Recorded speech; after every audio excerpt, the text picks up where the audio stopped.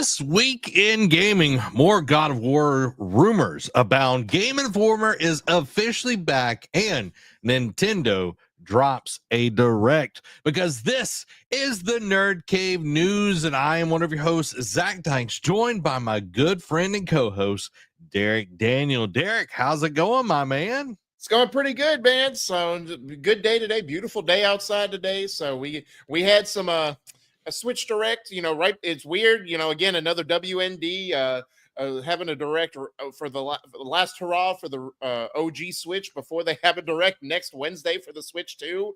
But so got some good gaming news this week. So yeah, I think as we'll get into it here in just a little bit. It just feels like, all right, we're going to get out all of the, like, some big announcements, some really cool things. But it's like, okay, let's get this out of the way so we can just focus on Switch 2 next week. The Switch 2 and everything. So pretty exciting stuff. Guys, let us know how you are down in the comments below. Make sure to hit the like and subscribe button. We're live each and every Thursday at 7 p.m. Central Time.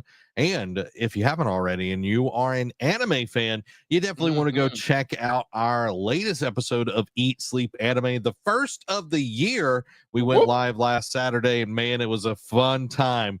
Go check it out. Derek, I know you have finished Mob Psycho. Yeah, I have.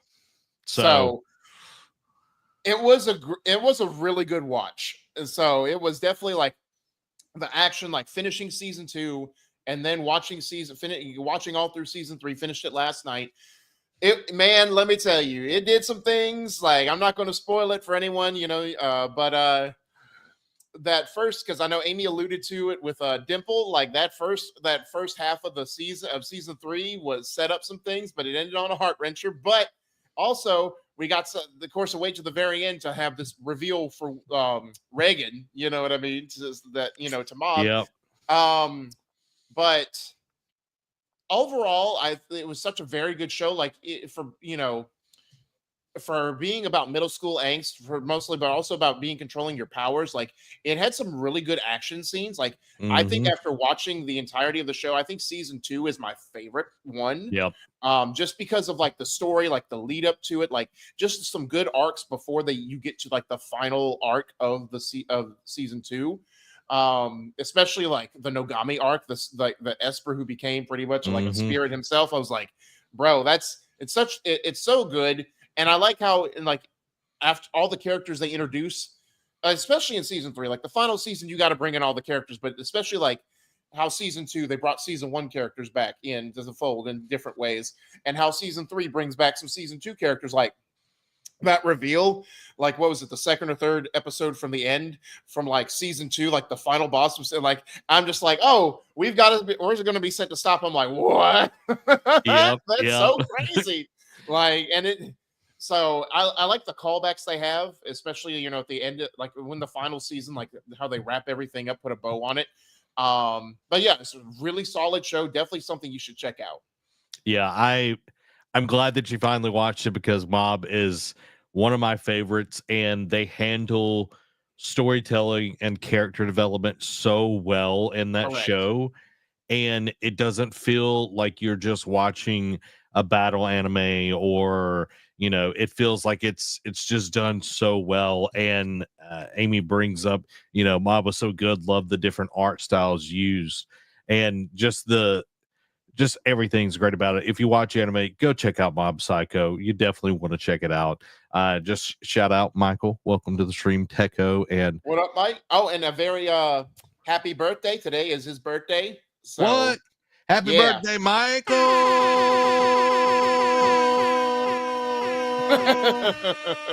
Got all the. There you go. You get a little hand clap too. But yeah, Derek, let's move into the section that we always do. What you been playing? So I had to change my schedule at last minute because some things happened at work. So didn't really get a chance to play anything yesterday. I had to do an overnight, but I did finish up Iki Island DLC on Ghost of Tsushima. Whoa, let's go. So very, very solid end to it. Like, I think the final fight, like the payoff, I think didn't fall through necessarily, but the fight sequence itself was done really well. Especially the lead up, like you're going through the gorge, trying to find out where the eagle is. Like that whole sequence. Like I thought, like when old boy followed me to go fight the eagle, and I'm having hallucinations. I'm like, man, what if this hallucination causes me to kill him? And it almost ended up that way, but it didn't. Yeah. But no, very solid wrap up. I don't know if I'll go back and finish. I did everything else. I got all the, I got all the armors. I got all this, like, or the special armors.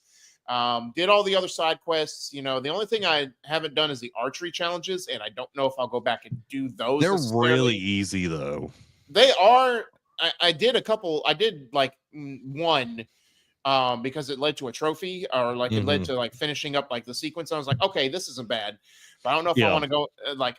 I may go back at some point and like finishing the challenges, but I did wrap up the main story, did all the side, and like it's funny because there's like an epilogue after you can do after the main story. And the only thing I didn't understand, and maybe it's because I took like a couple week gap in between when I last played it and then finished it Sunday, was like the guy, the old boy that who I'm talking about, that plays a pivotal role into why you're there, like pretty much has had a history with his father, Jin's father. Yeah. The woman he's working for. That else, like the whole reason she, like the whole like being secretive for why she's like the mission behind the mission type thing, or she's using it. I was like, I guess I don't get why her men would have a problem with it. Like the actual reason, I guess I don't remember. I guess either it wasn't explained or I forgot, like if she explained it earlier in the DLC. But that's the only reason I didn't get, because she was like, "Oh, we got to be secretive. We can't tell my men." And I'm like, "But why?" That you're Jin Sakai, like is that what you're? No. Like the epilogue mission you have with her, like to go. You basically raiding a ship, but there's a person on there that has relations with her. We'll talk about it. You know what? Iki Island's been out for long enough. Go for it. Spoiler: she's going. She disguises a ship raid as saving her daughter. And I don't get why she was so secretive. Now it finds out that her daughter was doping. So I don't know if that was the reason she had to hide, or what. Oh no, I do. Never mind. I was an idiot because I don't know. Now I'm questioning it. I don't know if it's because they caught her doing it when she was part of it and they shunned her, and like her going back to save her would cause her to go back on her word. I forget the whole sequence. Maybe it was explained, but it felt like it wasn't properly explained why it was secretive in the beginning. I think it's like a shame thing, and then it also shows weakness as the leader of that group and everything. Yeah. But it has been a very long time since I played it. Right. But I loved Iki Island. I think it was very like you having to face the person and work with the person that killed your father. Correct. Dude, was not expecting that. And when that mission, when Jin has that realization, and it's like before he even showed the flashback, when he said that, I'm like, oh crap. Like this, tell me this is like, maybe I thought this was like just a coincidence, like Jin was hallucinating and just heard those words come out of that guy's mouth. But then when I realized he wasn't, I was like, oh no, this is crazy. Like this is done so well, and it's a nice wrap up to learn, because other than like seeing those couple of cutscenes, you really don't. The main game is about his relationship with his uncle. So you really don't know too much about what his relationship was with his father, but this DLC did a very good job of showing that and explaining that and understanding that Jin is basically on the path to become his own man. Like, yeah, he wanted a relationship with his father, but he realizes it was a tool. It was pretty much like the way his uncle raised him was better for Jin as a person, to get to this point.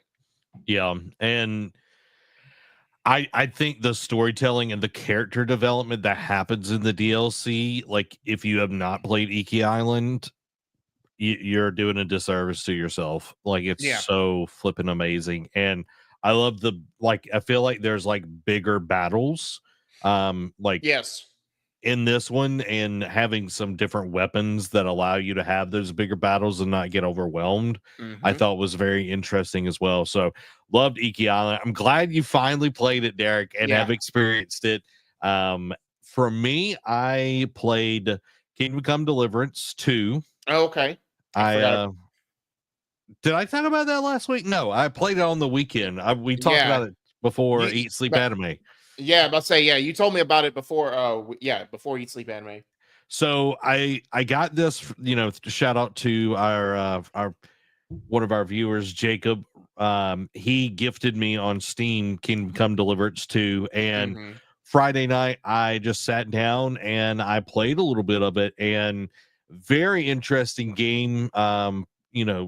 The the amount of detail that is in this game is kind of crazy, where when you're putting on your armor, you've got to make sure you've got like the null cap on, and you got to make sure you have like padding, so like Mm-hmm. you're not just like, if someone hits you in the head with this metal, you're not getting rung like a bell or anything, you know what I mean? So Yeah. but like the dialogue is very interesting, where you get to choose things, and you are essentially like trying to set yourself up as, different things like a soldier or an emissary or different things within that. But people can believe you or not believe you, and it feels very real compared to, let's say, like a Dragon Age, where Yeah. it's like you're trying to get like a persuasion check or whatever on them. It just felt more realistic when I'm talking to somebody in this game, which I really like. If you are fighting, you get blood all over you and you have to like wash yourself, Oh, clothes that's right. included and everything, which is really cool. And then the fighting, like, you've got different parts of the body that you can target. You've got the blocks and the parries and the repost and all that. And if you if you use up all your stamina and you don't let it like rebuild, like, you'll pass out from that, which I think is Oh, pretty interesting. that Like, is interesting. you'll just black out. But like, I remember this little point where, I'm not going to spoil anything, but if I didn't like wash my character, I would have had blood and mud all over me, and I would have been like called out for that by these people Mm-hmm. that were hunting me. And it just sets up for a very interesting world. And I only played probably like 2 hours, but I haven't been able to stop thinking about it. Mm. So that tells me a lot of what I've been thinking about the game. Another game that I've been playing a good amount of is Solo Leveling Arise. Mm. And I played some on Tuesday stream, but I played some more last night. And Derek, Mm-hmm. my Genu is freaking beast mode, and I have now unlocked um Chaheen, or however you say her name, the sword dancer. Do you know who that is? No, I haven't watched any of season 2 yet, bro. You watched episode 1. She's the blonde She haired. wasn't introduced in season or episode 1. She was introduced in season 1, actually. She's the Okay. blonde haired S rank hunter. Okay. Mr. Song is like her Just sword teacher. go ahead, get to Anyway, the point. so I got her, and I got the leader of the White Tiger Guild. Okay. So I unlocked them. So now I have 2 S tier hunters on my squad and everything. And dude, just trucking through people. Just trucking through people. I was So trucking it's through anime people accurate already. is what you're saying. Oh yeah, dude, I'm literally like 20,000 like power level above anything that like I'm going Jeez against right now. Louise. but Derek, even though I'm that high up, I'm fighting Egress, Oh God. tearing me up, dude. I bet. Absolutely destroying me. But now that like I played it with, I had Mr. Song, Joe He, and I had Jin Chul, I think is his name. He's like the Hunters Association. He's got blonde hair. Like, he comes to Gino when he like reawakens in the hospital or whatever. I vaguely remember him. Anyway, Vaguely. you see more as the show Yeah. goes on. I had him, And dude, I was getting wrecked. Now that I have the S tiers, I should be able to easily beat him. But dude, I'm like 20,000 over that, and Icarus is just wiping the floor with me, and I'm like, all right, I see you, boss. I see you, boss. I'm gonna need you to like lay down though, because I need to move on. I need to Right. get my shadow army. You know what I mean? So I've been enjoying it. It's been a lot of fun. Dan, hope you're doing well.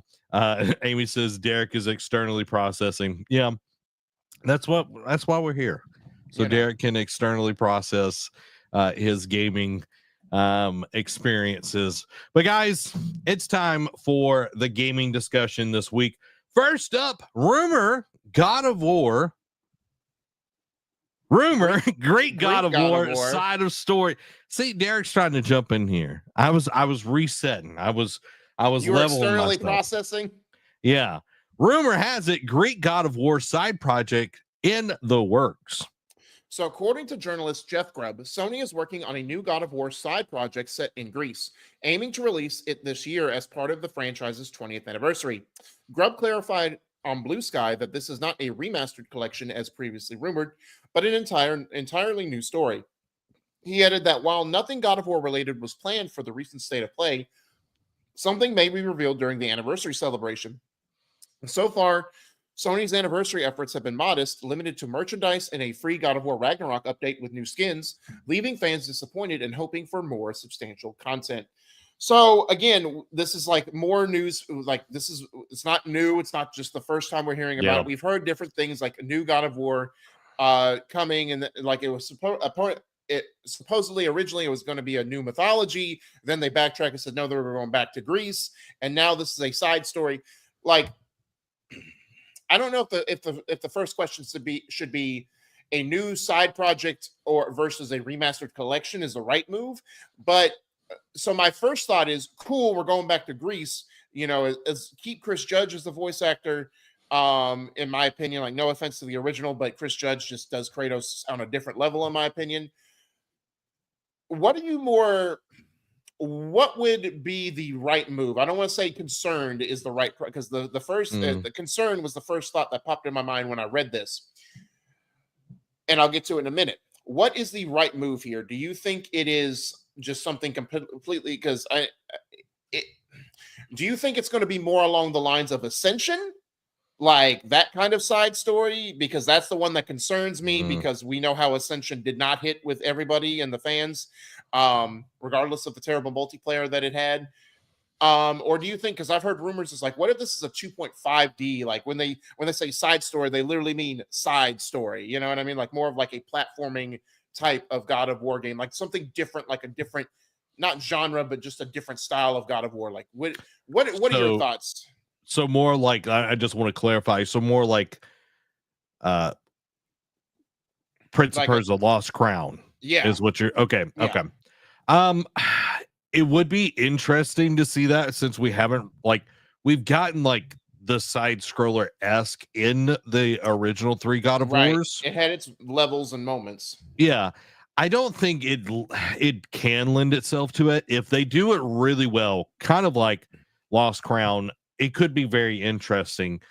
But I know we talked about this like a month or so ago, where it was like, oh, this is going to be the next big entry into the series, and now it's like, oh, well, it's actually going to be a side story, which kind of alleviates some of my worries, actually, just going to be honest, because it's like, all right, how much juice is left in the in the tank on the Greek side of things? Yeah, I don't think there's a lot when you really think about it, because you have Ascension, Ghosts of Sparta, Chains of Olympus, and then 1, 2, and 3, and it's like there's not a lot left to really explore on that side. And I think we did a pretty good job, which everybody can go check out what we think could be used in that.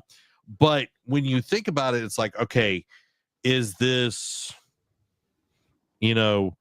side scroller, he's fighting some minor deity or something like that?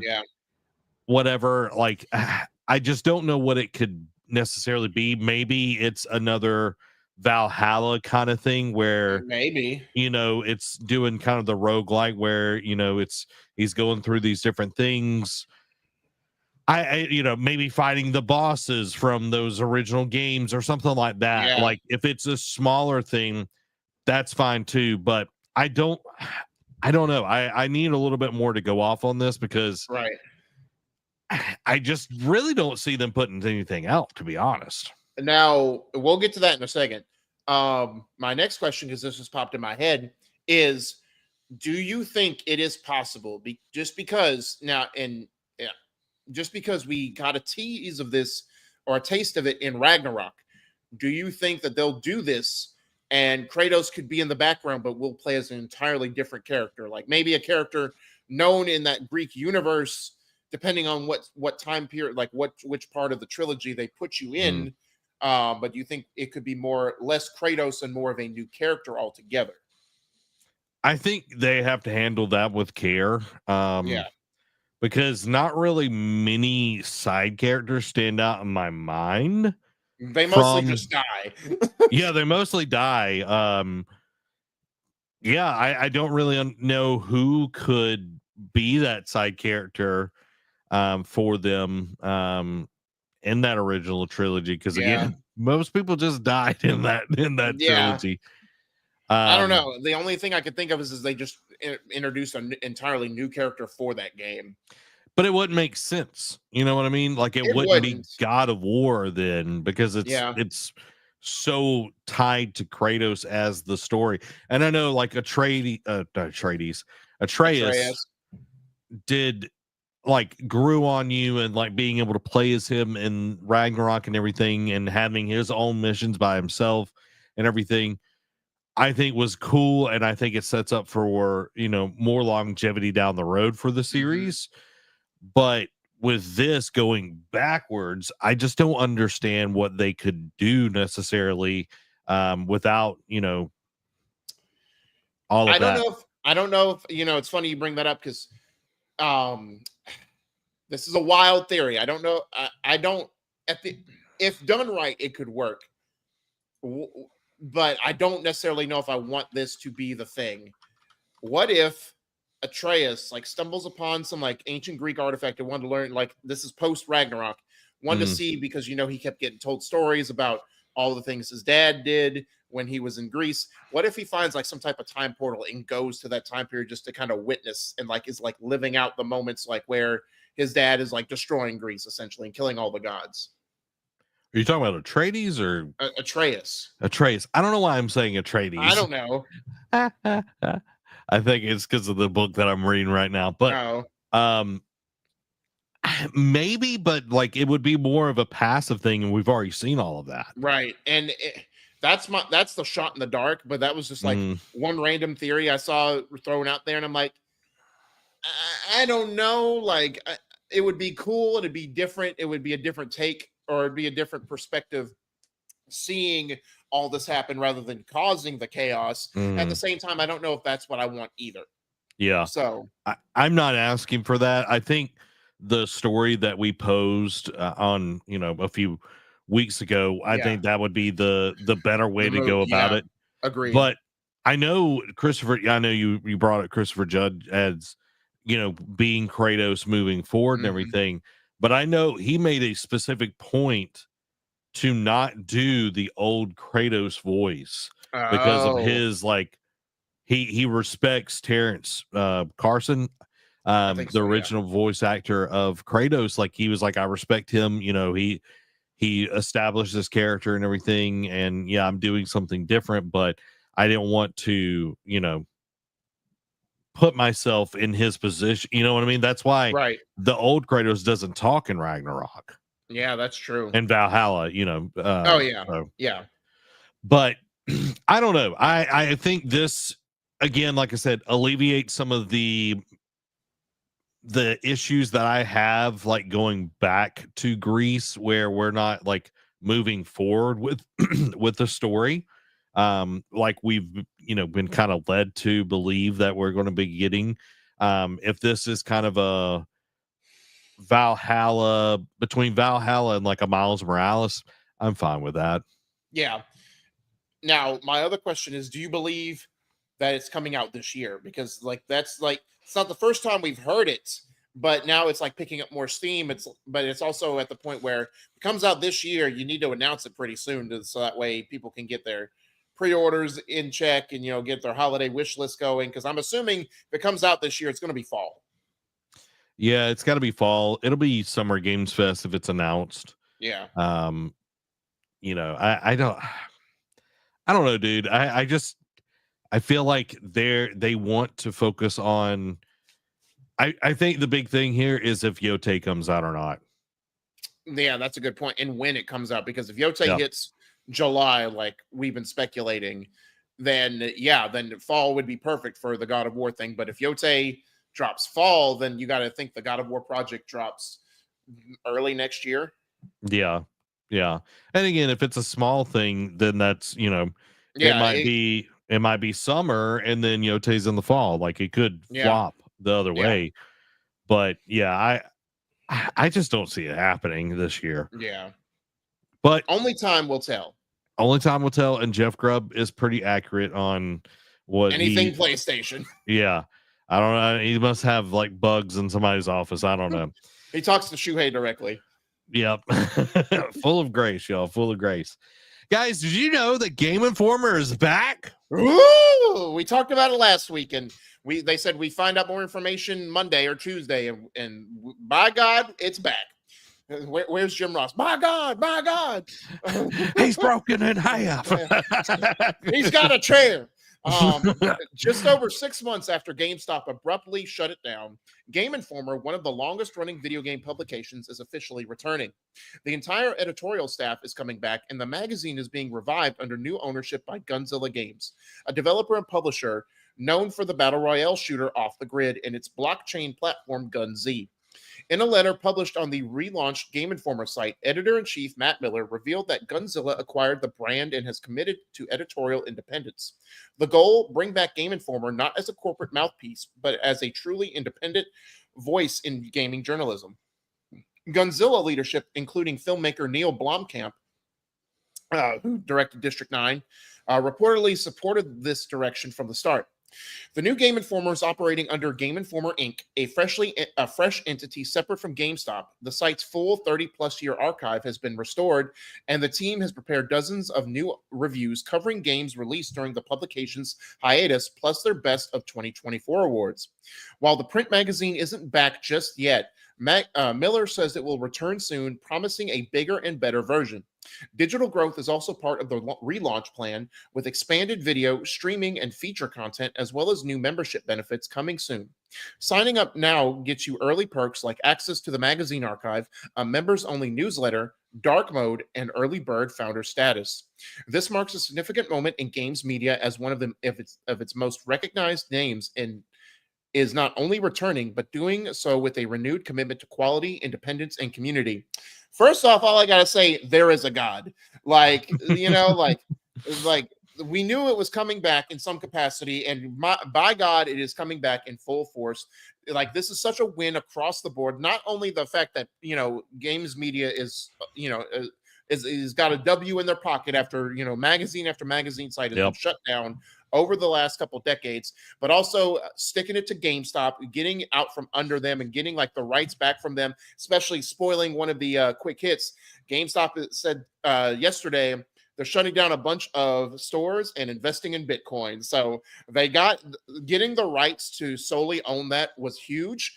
We'll get to the publisher that's owning them in just a second, because I do have slight concerns about that, but also coming back to having their own independence, bringing back their video game magazine archive is huge. Now, yes, obviously being independent, they have to, they have to do it on their own, and putting it behind a paywall, they have to keep the lights on somehow. It's the day and age of this, like, Patreon, we advertise, monetization as well, but still the fact that they're offering these features and these early bird statuses and keeping their games archived, and even considering bringing the print media back. Now, to that capacity, I'm not really sure. Like, I think it's there for the physical. I think it's a good move for the physical collectors, but I don't know how deep they should go with it. Like, I think they should just keep the digital archives their main focal point. But again, them coming back, and especially getting like pretty much the entire staff back was huge, because you got to imagine 6 months. A lot of people have probably had, maybe a lot of them were freelancing, just going from job to job, but you had to think some of them had full-time jobs lined up. And the fact that gets the majority of them back out of that was huge, because that's pretty much what, like, this is pretty much, I think, the core staff that was there when it shut down. Yeah. Well, they were running on a small crew at the end Right. and everything. I do love that they're doing, reviews and everything during the 6 months that they were gone and Right. doing And their best of best. 20 awards. Like, that's huge too. Yeah, that to me says, one, that we're back, baby. Yeah, we Two, back. that we love video games and we want to talk about the stuff that we were not able to talk about during that 6 months. That We will not be silenced. Yeah, that is huge, and that is such a big win for the games and like journal industry. Mhm. And I'm thrilled. I like this is finally happening. Like we had this, that, and the other. It might come back, and then Mhm. the rumors of, oh well, they're thinking about doing this, and now it's official that they're coming back, and it's going to be bigger and better. To your point on the physical side of things, I think they need to be really careful on that and not Correct. sink a ton of money, because yes, there are people that like physical and everything, but I don't feel like it is something that is going to sway people. A lot of people don't want clutter in their homes. No. It's just another thing. Being a place where people can go and get great games media and that their Mhm. reviews are on par with what people get for free on other sites. And I don't know like Correct. how much is going to be free on their website or Right. whatever. Is it just kind of the news, regular stuff? Is that going to be kind of driving a lot of the traffic? And then their bigger pieces, is that going to be behind the paywall? I'm not Right. sure. Only time will kind of tell what we're going to be getting with this. But having the 30 plus years of archives, I think, is phenomenal. Oh, And I'm super excited for them. Let's jump into Gunzilla being the owner, yeah. though, and them being Yeah. game publisher. And I know they said in here that they are committed to editorial independence. Right. What happens when they review a Gunzilla game, though? Correct. I mean, it's just like when they worked for GameStop, and GameStop was, pushing certain games and wanted to push pre-orders and whatnot. It's like, Game Informer, again, my one knock with Game Informer is I felt like their writing and their review scores were never, a lot of the time they were synonymous, but there were some times when you would read it, it's like the score didn't match the review. And, like, again, I say, they would give a game like a 5, but then the review would be mostly positive. It's like, okay, Mm, why did you give it a 5? It doesn't, it feels like you get, by your writing, by your assessment, it should be an 8. And then vice versa, where a game they gave like an 8 or 9 feels like it should have been like a 6 or 7. And it's like, okay, some of your stuff don't add up here. yeah. But again, what if they were, but again, Gunzilla games, I don't know how many games they put out. So, and again, my, and it's not so much like that is the concern. Like, oh, what if they publish a game? It's like maybe they'll have a deal where it's like, we're not going to talk about this game, like, obviously, because it's going to maybe a conflict of interest. My concern Or is like, announce that, you know what I mean? Like right. at least like with I think about Kind of Funny when they do have something that they either have like Jen, which is Greg's wife, Mhm. like she's worked on something. They announce like, hey, you know, my wife has worked on this on the PR of this, so Right. take it with a grain of salt. Or yeah, we got codes with this, or we've been doing, promotions for this, Right. take it with a grain of salt. I think they've got to be very transparent if they ever cover anything that Gunzilla does. Right. And I know, being like one of the heads of them is like Neil Blomkamp. But my thing is like, is Godzilla big enough to stay afloat? That's my thing. It's just like, now, granted, you could think, oh, if they're big enough to own Game Informer, they're big enough to stay afloat and keep them running. Especially if they partner with Game Informer, like, I'm sure the revenue that Game Informer brings in, a portion of that will go to Gunzilla to help keep them up. But in this day and age of the industry, nothing is safe, nothing is sacred. So my Yeah. worry is like, is Gun now? it would be entirely different. Like I would have a more uneasy feel. Uh, excuse me, an uneasy feeling if Game Informer was owned by EA, because then I feel like they would definitely make Game Informer very corporate. Like I would like, yeah, it would be like, oh, EA is big enough to sustain Game Informer. And I'm like, yeah, but then EA would definitely like do the wrong business decisions with Game Informer, or like for Game Informer. But Yeah. again, I don't know if Gunzilla would be big enough to maintain keeping them and Game Informer afloat. That's my more of my concern than the whole like integrity of, oh, what will we give an honest review of a Gunzilla game? Yeah. Like I'm trying to see, like apparently they did Off the Grid was a game they did. Mm-hmm. It's a live Um, service game, and then they did that blockchain game, apparently, according to the article. So that's also yeah. concerning because it's like, oh, you're not doing games that really are speaking to people. Well, dude, I'm looking from March 2024. Godzilla game announces 30 million in funding co-led by Coin Fund and Avalanche. Never mind. I guess I don't know how sustainable that'll be, but but Yeah. I mean, getting 30 million, like, okay, you've got my attention. Yeah. So like it comes down to, will this be something that, you know, is sustainable? Will Game Informer make enough money where Gunzilla is not having to subsidize the, Right. the income and everything to keep them afloat? Will it Correct. get to a point where enough people are paid subscribers, or there's enough traffic, there's enough ads being, sold on the website, all this kind of stuff? That I think is going, like, if Game Informer can set itself up and become that, like, kind Hmm. of, being able to compete with IGN, I think, really, when you get down to it, because IGN, The Verge, GameIndustry.biz, the PlayStation blog, well, not the PlayStation blog. What is that one that we use a lot? Um, PlayStation Universe. yeah, PlayStation Universe. It's like they have a name that people recognize. Now they have to really use that name and leverage it to get people onto this service and get people invested in it. Correct. Guys, make sure to subscribe to the Nerd Cave News on podcast services of your choice. We do have a podcast here on YouTube, which is now the largest podcast platform in the world, which is kind of crazy because I remember, YouTube podcasts coming out like a year or so ago. Right. And now it's the largest one in the world, which is kind of crazy. So make sure to subscribe, make sure to hit the like button, all that good stuff, and check out our other podcast, Eat Sleep Anime, if you are an anime fan. Now, what everybody's been waiting for, it's the Nintendo Direct. We got a lot of highlights. We got a lot of things that we're going to be checking out. We want your thoughts. We want your comments as we go through these. And first up is a little game that I love, near and dear to my heart, and that's Patapon 1 and 2 Replay gets a trailer. Derek, are you ready for this bad Yes, boy? sir. Let's do Pat, pat, it. Patapon. Mighty Patapon, please help.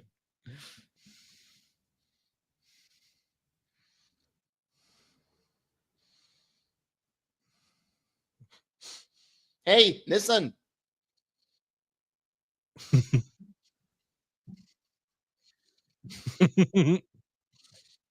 Let's go.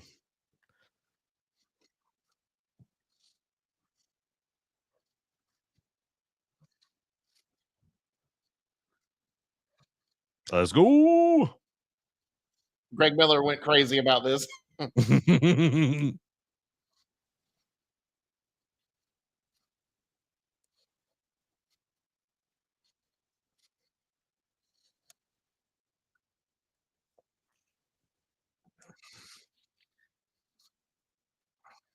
Mm.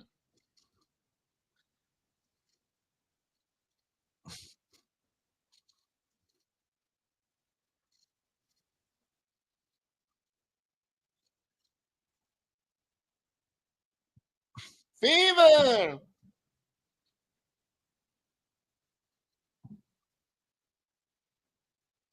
It looks great.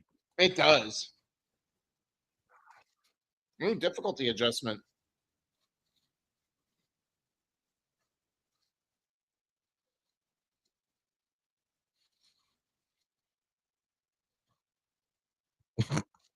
Give it time.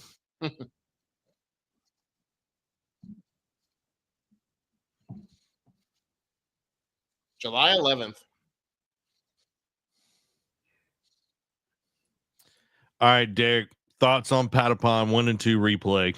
Like we said, it looks great for, pretty much a remaster type thing. Mm-hmm. So, and the fact that it's weird that because there's a third one out, isn't there? I don't think so. Patapon 3, maybe? I don't know. Maybe the I don't know.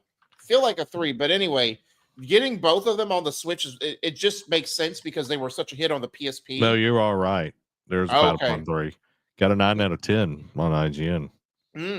So it's weird that they're not including the third one, but still and again, it makes sense on the Switch because it thrived on the PSP. It was pretty much became iconic on the PSP along with like Loco Roco and other things. So it just makes sense to put it on the Switch handheld, like being in the last hurrah and coming out July, like summertime. I feel like is a perfect time to come out, like because you're going to be looking, especially like mid-July. You're going to be hot and heavy, like it's going to be after the 4th. Like you're going to be heavy on road trips with the family. It's like got to have something to take the edge off. So it's just perfect for that family function. Yeah, I'm down for it. Can't wait to play it on my Switch, and then eventually my Switch too. Yeah, which we'll find out more next week. Now, this one I think is the biggest announcement, in my opinion, is the virtual game card. So let's check out this trailer. Yeah, I want to check this out because I haven't seen anything on it.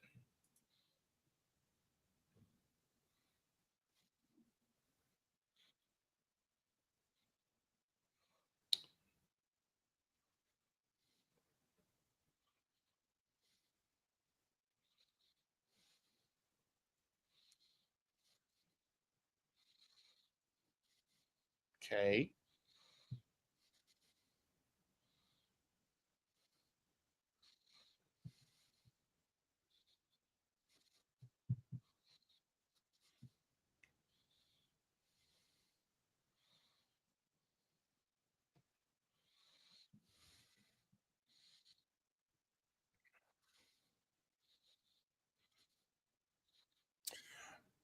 Oh.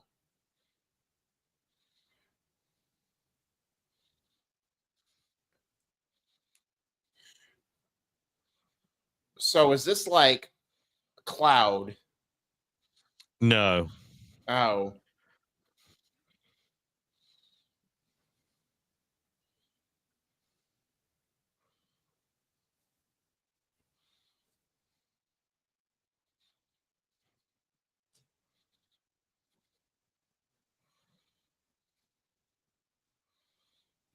Oh, game sharing. Mm-hmm.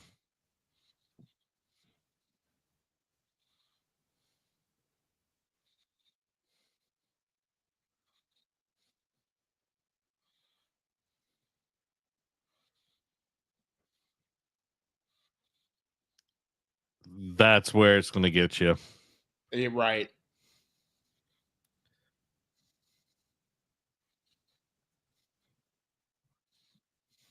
Oh, that's dope.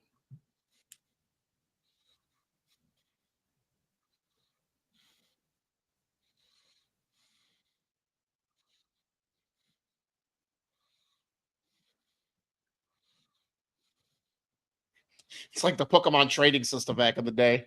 Yeah.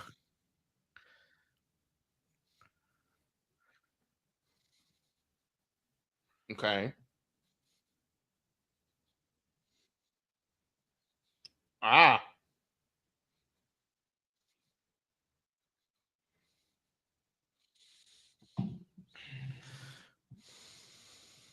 All right, Derek. So my question, just for more clarity, is this essentially because just to understand the difference from just being like obviously the sharing and the all that is nice, but like owning, like making a digital card and putting it on your system, is that pretty much the essential, like what Game Pass, like instead of downloading it, you're just streaming it right away, like on Game No, Pass? you're still downloading the game. So Okay. this is not a cloud-based thing. This is just Okay. allowing you to swap games between your consoles. Okay, so this, it's pretty much the shareability, because they Yeah. were making it sound like, oh, it'll be easier for your digital, like to play your digital games. I'm like, it's the same thing, but the sharing part, okay, like that's the core of it. Okay, that makes better sense to me. That's huge. Now, my thing is like, okay, like yes, that, like we said, that's where they get you, is like, oh, share, like pairing it with the system and whatnot, and you only have to do it once. Um, so the whole sharing with your family thing. So let's say they share a game, like you say, hey, really like this, maybe you should check it out. And I know you get a 2-week trial essentially before they Mhm. get gifted back to you in your digital, system. My thing is like, okay, I lent you this game. Do I still keep a copy on my system? So what if I wanted to get it back? Like, basically I have to wait for you to send it to me back, or like No, tell you. 14 days and then it's back in your library. But what if I want it back before the 14 days? That's my thing. Then they can send it back to you. Okay. So, Yeah. okay. So, It's essentially literally like someone puts in the game card into their Switch, yeah. and then you're like, "Hey, can I actually see that back?" It's them taking it back out and putting it back in your Switch. Okay. That's essentially what So, it's like. Um, so it is a genius. So it's not for me. I feel like that's a little too much in my opinion for me but then again, I just rather game share and just be done with it instead of having to do all that rigmarole. But yeah. like how we do it on PlayStation. Mhm. But um I think it's a genius move, because not only are you letting your friends and family, like it's pretty much like like a 2-week game trial. Like Yeah. if you share, like if you're one of the ones that pairs two Switches together, like you and your best friend, and your best friend's on the fence about getting it, you've already bought it, just like gift it to them for like 2 weeks or whatever, and be like, hey, here you go. Then they can make their own decisions, like, okay, let me buy it now or just wait later till I have the funds, or it goes on a sale, what have you. um I think it's dope. Like I think in the grand scheme of things, like especially because Nintendo's all about like family and gaming together and whatnot, I think this is a genius idea for people who want to give. Especially Nintendo knows their own market. Like obviously they since the Switch era, they've been better about putting games on discount, especially on the digital Mhm. market, because before once the game came out, it was staying at $60. It was not going down Yeah. for anything. Um, but because they know that the games still are high, that they don't put on games on sale until like 6 months later, essentially, or like closer to a holiday sale. This is a good way to like say, hey, spend with your wallet wisely, like like, hey, give it a try out. So I think it's a genius move by them. Yeah, I think I just want to clarify so everybody understands. So you've got the family side of things. I won't touch that in just a second, but you Yeah. have like the you compare two consoles together, Hmm. and you have to be in the like same network in the same like place or whatever to connect it for the first time. That you can lend a game on, put it on the other console or whatever, and they didn't say anything about a time limit. So that would be the actual like Okay. real game share Oh, okay. to it. You wouldn't be able to play it until that person moved it back over to your console. Okay. The family one is the one where you have to be like on the same network every time you share it though. Okay. So it is different on that. And that's the 14-day one is where Okay. you share it to a family account. Not sure how to set up a family account. You have to go YouTube all of that kind of stuff Yeah. on that, but that is the difference between the two. Um, I think this is their way to limit people kind of abusing the system, like game Yeah. share and everything, because both of us can play the same game at the same time on PlayStation, Correct. which is great, which is nice. And, but Nintendo, this is their way of doing it. And I'm surprised that they're actually doing it, because when you think about it, like B, I don't know if you remember B or not, but she had to buy multiple um Animal Crossings Mm, because like it once you start an Animal Crossing, your account is locked to that card true. and that system and everything. So this is a way to be able to play Animal Crossing but not be tied down as much and everything. So I think it's interesting. But I do want to hit Dan's comments here. I'm not really sold on the virtual game card yet, especially since I still mostly buy for physical for console games. Um, I don't think this is like making up for the physical. Like if Right. you're a physical buyer, keep buying physical. Right. This is just their way to finally Appeal get to into the the digital market. yeah. That's their way to finally address the game share side of things that Xbox and PlayStation has been doing since PlayStation 4 and Xbox One. Hmm. So I it's definitely a license thing, like Dan is saying here. Is essentially you're saying, hey, you have the rights to this license, Right. now. So that's pretty much it. But yeah, I think this is cool. I think this is going to, especially I prepping to go into Switch 2. I think this will launch with the Switch 2, and I think it will be a very nice thing to have with it. Yeah, for sure. So, especially like, I think that like you said, getting this out now before the Switch 2, like I think will be a perfect, especially for people who, again, we know in the economy money is tight, and it only keeps getting worse and worse. This is like more speak with your wallet. We don't know, like we'll find out on Wednesday what hopefully the price point, release date, all that jazz, because there was a rumor before I got on saying that, oh, the direct shown on Wednesday will also be start open pre-orders for the Switch 2. Mm. Supposedly. We'll find out hopefully all the information we need to know on Wednesday, like price point, all that kind of stuff. So I think, if you're one of those who, especially if you have multiple kids in the household, it's like you only have the money to buy one console, maybe a few games. It's like, all right, and that I need a digital library to sort that out. So this like digital card will help alleviate some of that stress. I think they're also preempting this just popped in my head where you have like say PlayStation, you could play like your PlayStation 4 games on your PlayStation 5 Right. and you could still have them on your PlayStation 4. I think this is preempting that where it's like, oh, you could still play all these games on your Switch and then you can Hmm. play them on the Switch too. No, you're going to have to move all your virtual game cards to the Switch too. So Yeah. essentially the Switch is going to be, just there as like a husk of its former self. Right. So pretty interesting, very shrewd. I like it. It's going to be Edge. It's going to be Huge. Edge. Guys, let's talk about Pokemon Legends Z and A. It dropped a new trailer, and I'm curious to see what they got going on. And howdy, Nate. Hope you're doing well, buddy.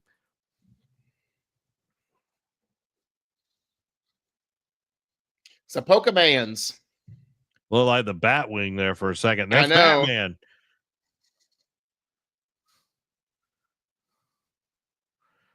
Za. The Zack and Amy Pokemon game.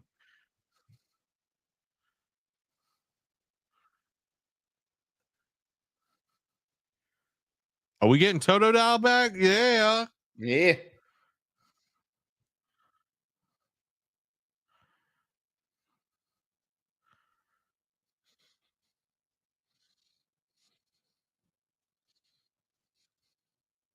Thanks, Artico.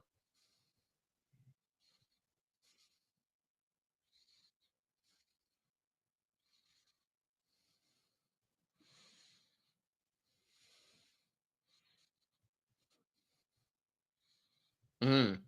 Okay.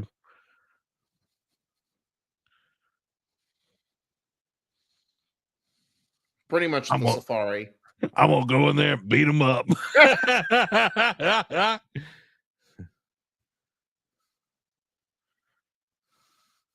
Oh boy. So this is Arceus and that. Yeah.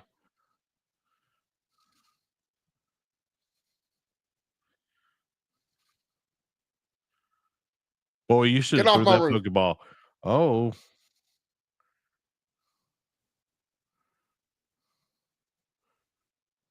Uh-oh.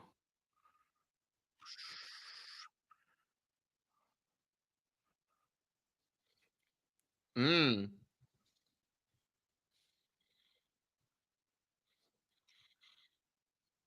okay. It's their version of clubbing. Yeah.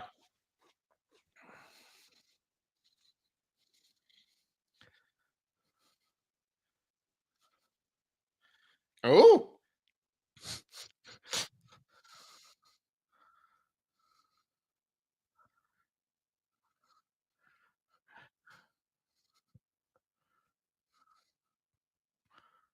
They can there go with you go. Super Saiyan over here.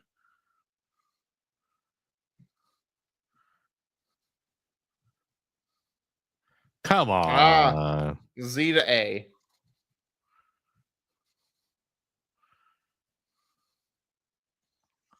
Rotoms.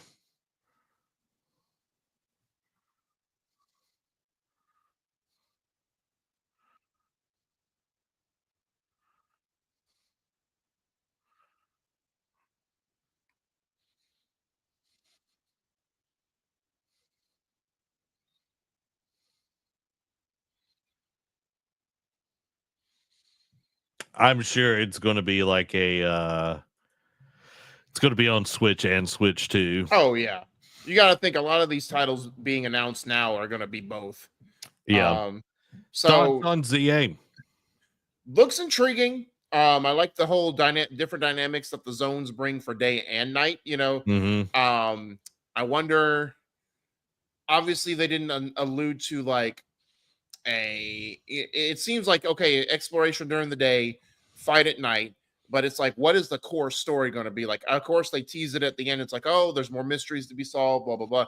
But like even in Arceus there was a route, there was a story, there was a golden path that you wanted to follow, to keep exploring, keep doing your thing.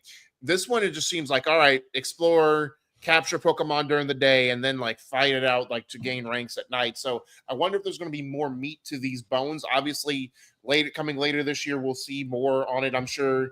I doubt we'll see it at the Switch 2 Direct or like another deep dive trailer into it. But obviously, with Summer Game Fest, and then months, you assume it's going to be a fall game, like probably October, November, like how Pokemon games have been doing. So we got plenty of time to see more about it, probably learn about the story. But that's the only thing that stuck out to me is like when you do a 3.5 minute trailer, it's like usually you get more into like the meat and bones about why you're there, what is your motivation for being there, other than just being gotta catch them all.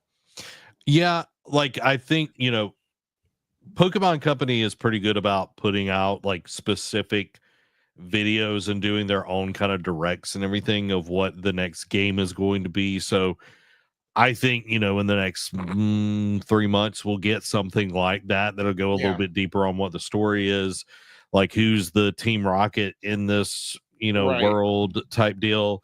But I think the big thing is like, oh, if you get all the way to the top, you get a wish granted.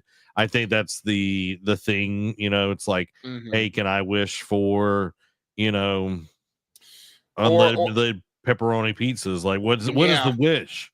Right. Yeah.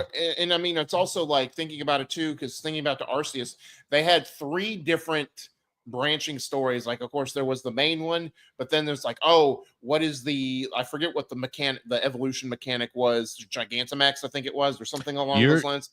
You're thinking of X and Y, Oh, Exon not or Arceus. Scar. Okay. Yeah, It you're was the thinking one. Scarlet and Violet or Violet. whatever. Okay, sorry, but still, like in Scarlet and Violet, there was like three different branching Yep. stories. Like maybe the climb the ranks to get your wish is one of them. So Hmm. maybe it'll have multiple different objectives for you to do. So this is probably just the first one. This is more about the city itself, like just laying the foundation and some of the mechanics that you'll be able to do. So I think you are right. They do kind of separate it into multiple different trailers to get to piecemeal it together. But yeah, no, it looks fun. I wonder how it'll run because obviously now on the Switch 2, it'll run a lot better. But we all know that Scarlet and Violet did not run as well or as Yeah. smoothly on the Switch as when it came out. So hopefully the Switch 2 will alleviate a lot of those concerns and those issues for them. But again, later this fall, part of the holiday rush, start expanding your Christmas list now. Well, only time will tell for that. And we've got one last trailer, everybody. Yeah. Metroid Prime 4 Beyond gets a new trailer, and I'm curious if it's going to make me excited or Meh. about this. So let's see.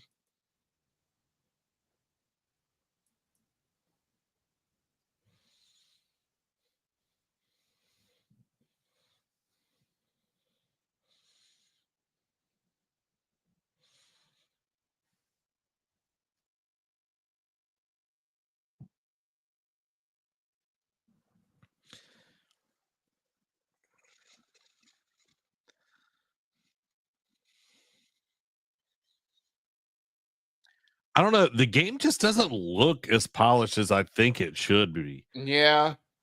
It looks like old. Kind of. It might be just be me. I don't know. How about this? I definitely get the vibes of what you're saying, but it doesn't look as bad like in this instance.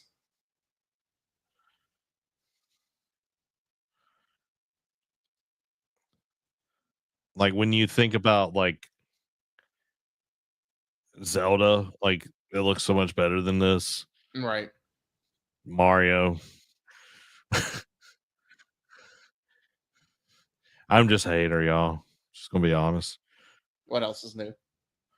Yeah. Oh, And she's just gonna murder all of them right. because Samus is a murderer. Cue the Doom music. Oh, sorry, wrong game. Okay.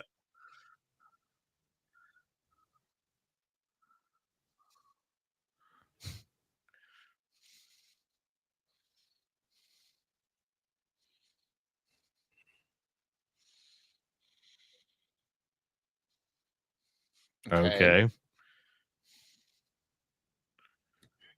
Mob Psycho.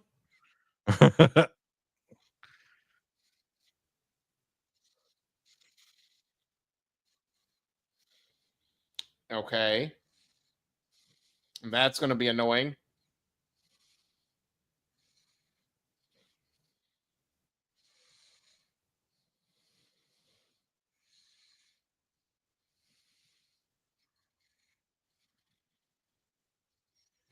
The Forerunners. Yeah, that's what I'm over here thinking. Okay, that's not a good shot. Trying not to be a hater, y'all. Trying not to. Uh-oh.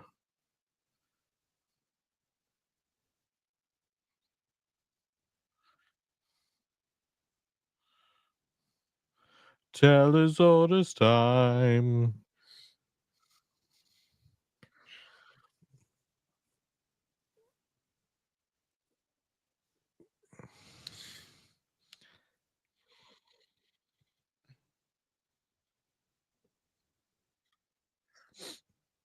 It's a Is there red a suit? suit? That's pretty Interesting. dope. Okay. So, okay. I think it's because I'm not a Metroid fan. Like, Yeah. that definitely like kind of tampers my like excitement for this. But Derek, let's hear your thoughts. Okay. So that initial, like I said, there are instances, and I'll get to in a minute, where it doesn't look as polished. But like that opening shot, it didn't look terrible. But when as we see this 3.5 minute trailer or however long this multi-minute trailer progress, those shots like when she's in ball form going up the vines and like then it like the frame rate just drops and like the graphic quality just goes to crap. And I'm like, okay. And then of course in the middle of fighting when she's dashing around, it doesn't look as polished. It looks kind of like the muddle that Halo Infinite looked with, like when when it first revealed and everyone thought, oh, it's running so smoothly, and then you slow down the frame rate and the character models look like garbage. So it kind of is like that same instance. While the psychic power mechanic was interesting, the whole some of the mechanics behind it, like, oh, angle your shot. I'm like, this looks like utter trash. That will annoy me more than help me. So I don't know. And then like some of the enemies like didn't look as polished, or like they looked like somewhat polygonal, so I don't know. They I'm looked not. like knockoff Avatar Yeah. enemies. So I don't know. Cool. Like I understand Metroid fans have been longing for a game for a long time, but I'm starting to wonder if this is the one that they want. So I don't know. The only to kind of like uptick it a little bit, the only shred of hope that they have is if this pulled an Avowed, because remember when Avowed was first shown off, those first couple trailers did not wow us. We were kind of underwhelmed. We were skeptical of it. Didn't look that great. And then like the final trailer or two that we saw from it before it got when it got a release date looked way better, looked more Yeah. polished. So because it's coming this year and it's only March, maybe it's going to be another holiday game like October, November. Maybe they've got plenty of time to polish it up to where we get closer to the release. It looks better. I don't think this will end up being that same result in all honesty, but that's Yeah. the only hope I have to cling to this, that maybe it'll do an Avowed and all of a sudden closer to when we get a release date for it, it'll look at least acceptable. No, because not to foo-foo on this game much more, but the first reveal trailer that we got looked pretty much the same, like graphic Yeah. quality. And to give it, Derek's got that jug, y'all. Jug. Yeah. Um to give some flowers here, Metroid Dread actually looked interesting and good and Correct. sold gangbusters and did Mhm. really well for itself.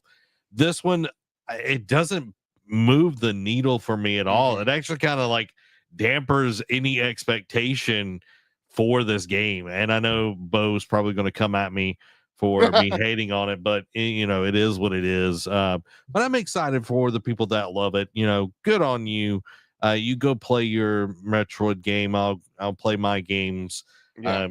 That's the Sony pony way. We we call it like we see it. You know what I Right. mean? We call it like it see it. But I'm glad they showed a little bit more of the game. Hopefully it'll be good. But I feel like we're playing like when she was like moving the bullet, or like it felt like the batarang, like from Oh yes. Oh god, the remote if batarang. the remote batarang, and then the Wanted game back in the day. You remember the Wanted, the movie Mm-mm. with Angelina Jolie, Oh like you yeah, could that like one. bend Yeah, the yeah. bullet. The bullet That's what curve. it, Yeah, yeah, that's what it felt like, because you could control the bullet and everything. So yeah. yeah, not the greatest thing, kind of overdone, and now we have it in Metroid. So, You know. but guys, it's time for the Patreon quick hits, and the Patreon quick hits are brought to you by our wonderful patrons.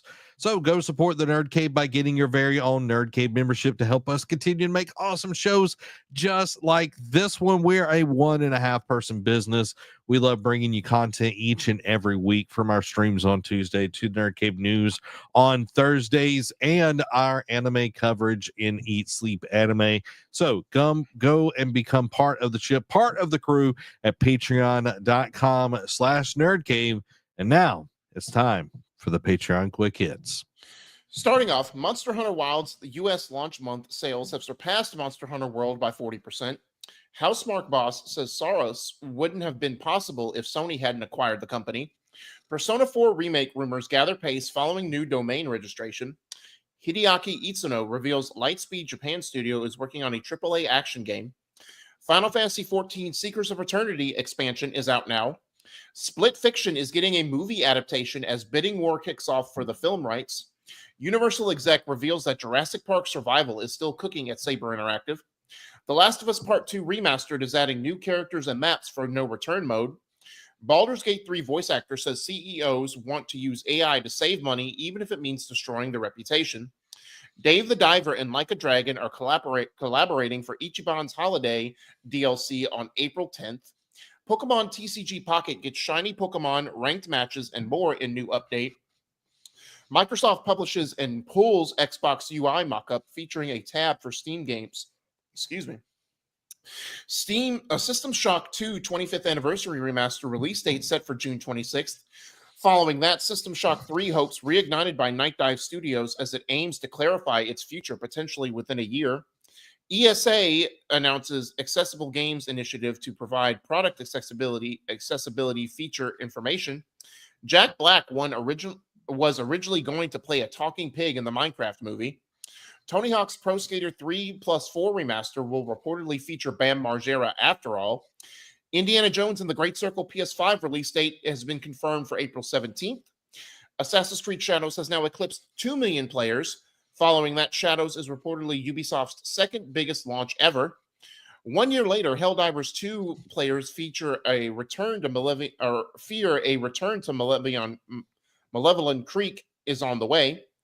Dune Awakening dev says its release date is the full launch, and while there's no subscription, there will be optional DLCs. Mojang rules out possibility of a Minecraft 2. Following that, Mojang won't use generative AI as Minecraft is all about creativity and creating. Dragon Age The Veilguard gets surprise free weapon DLC after months without an update. WB was reportedly working on a Mario Kart-like racer with WB characters, so a la Multiverses being a Smash clone. Yeah. The games business, a new B2B games publication announced from Chris String and Jeff Keighley. Pacific Drive Endless Expeditions update dated for April 3rd will include extra maps, suspended run, and more. Killzone series composer feels a remastered trilogy would prove successful, but isn't sure about a new entry.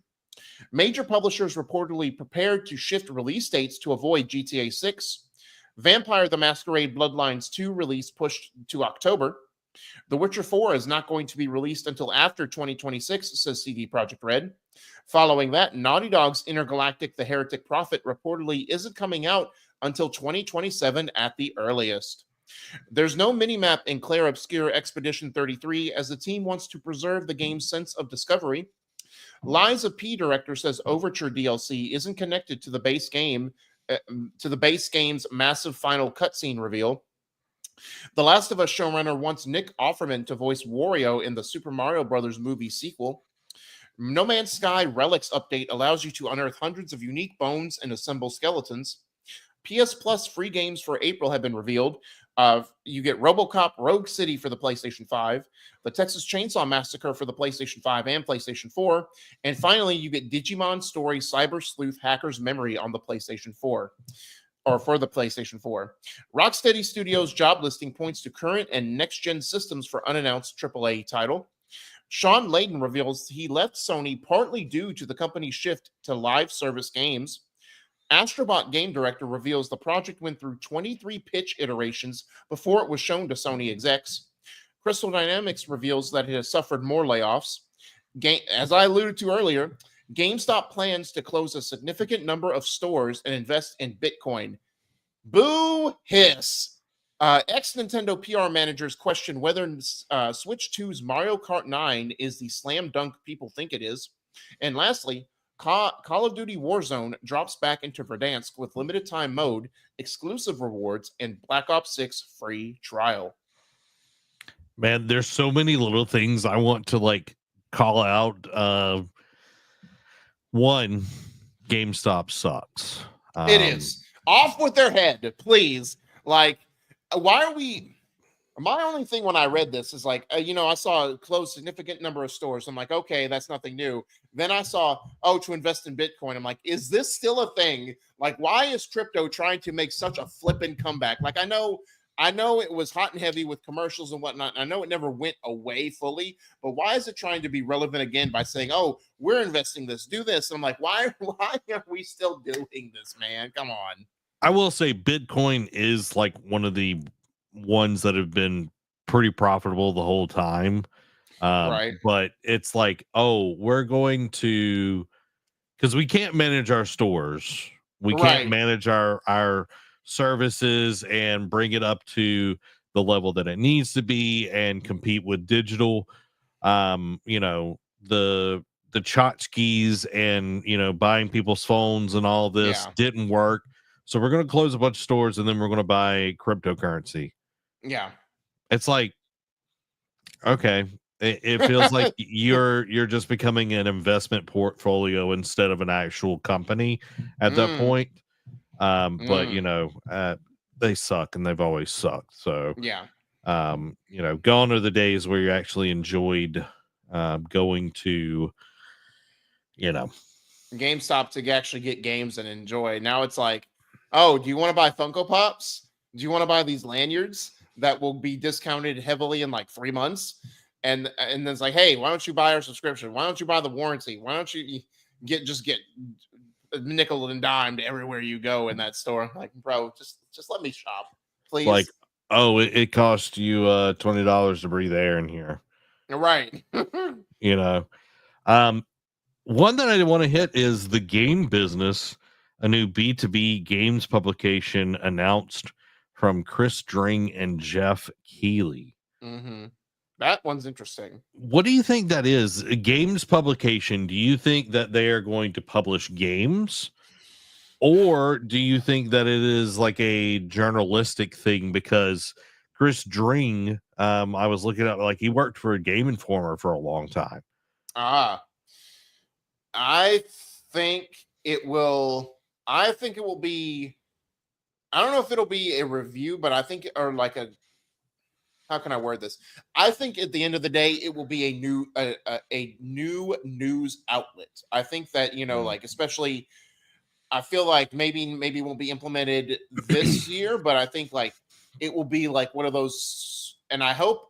I fear like it'll turn into like a paywall type thing, but what if it becomes like the hub where it's like, okay, any breaking news like for Summer Game Fest or Game Awards, find out here first, or type thing, or like or even if it's something like, oh hey, like of course IGNs of the world will get access to like game Summer Game Fest announcements. It's like, Yeah. hey, you want to see more on this game we showed off at this event? We have like a deep dive trailer, or we had a sit down, like what like the old E3 segments, where they would like the people like the personalities would sit down with some of these game directors or like these game people and be like, oh, let's talk about your game and have a gameplay demo going on in the background. Like, what if it's more, I wonder if it's going to be more akin to that.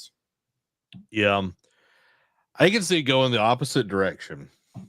I could see it being a publisher for games, because what does Jeff Keighley do really well? He finds these small indie games and he showcases them on Summer Games Fest. I think that is the play here. He's setting himself up because, eventually he's not going to host. Right. And Nothing it's lasts like forever. nothing lasts forever. It's like eventually he'll get either tired or too old to host. But this, like, creating a portfolio of games, hey, we're your publisher, kind of like EA is a publisher or whatever. It's like that, being able to showcase, and this could be interesting going into like Summer Games Fest, is like, oh, well, this is the games business is publishing this game. And it's like, do they take over the show? You know what I mean? Like, right. How is that handled and everything? But I think for him, that would be a good play, because he's been part of the industry for a very, very long time. Right. He's got tons of connections, and what indie developer wouldn't want to work with somebody that has the ability to put their game like out there on blast, because people respect Jeff Keighley. True. Or here's another idea. It's option C. Could be both. Like Jeff Keighley could be running the publication side, and Dring could be running the news side of it. Like it could be a 2-in-1 type thing. Yeah. So where and it could coincide where it's like Keighley finds these hidden gems and like showcases them, and Dring does the write-ups, does the demos, like all that kind of stuff. So they could collab in harmony too. So I could also see that aspect being an option. Yeah, it's just figuring out how to make both parts run and be profitable. Right. Because when you launch something and you've got too many irons in the fire, it makes it hard to find the right market and everything. So only time will tell, but that is pretty exciting stuff. And again, GameStop sucks. I will, trust me. Boy, whenever we break the news that GameStop is officially shutting down, I will literally have pomp and circumstance going, like I will literally I will literally make that its own story segment, and we will go like maybe 15 minutes on just how I am celebrating the downfall of the corporate overlords. Derek, we go to your old GameStop and you dance on its grave. We'll film it and you'll dance in front of the store. I will hit the gritty in front of the closed store. 3 booms. Boom. Boom. Boom. I don't know if you know what that is, but yeah. Guys, we hope that you've enjoyed this episode of the NerdCave News. We'll be back with more awesome stuff next week at 7 p.m. Central Time on a Thursday. And we'll have a lot to talk about next week because the Switch 2 is getting fully revealed. All the specs, all the good stuff. Hopefully Nintendo will deliver. Spoiler, that's probably going to be the majority of next week's show, honestly. So yeah. So, guys, y'all have a wonderful weekend. Y'all enjoy it. We'll see you then. This has been Zach. And Derek. Y'all bless week. Bye-bye.